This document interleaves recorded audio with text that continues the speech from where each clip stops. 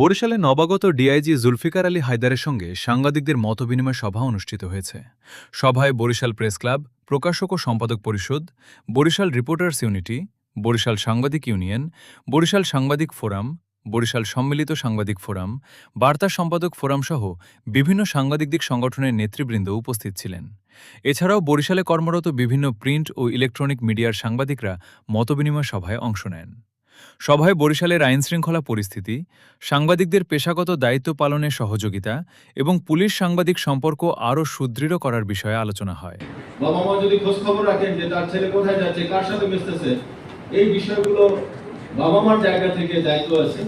উনি শুধু ওনার কাজ করবেন, উনি ব্যবসা করবেন, চাকরি করবেন, ছেলে মেয়ের খোঁজ খবর করবেন না।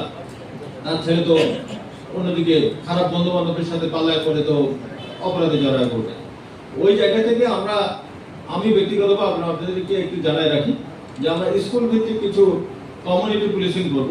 স্কুলে গিয়ে মোটিভেশনাল কাজ, এটিকেট ম্যানারের বিষয়ে যে কাজ, অপরাধে যাতে না জড়ায়, খারাপ বন্ধুদের পাল্লায় যাতে না পড়ে, অনলাইন দুনিয়ায় সে যাতে এই যে অনলাইনে যে অপরাধগুলো কর্মকাণ্ড হয়, প্রতারণার ঘটনা ঘটে, সেই বিষয়গুলো একটু জানান দেওয়া দরকার।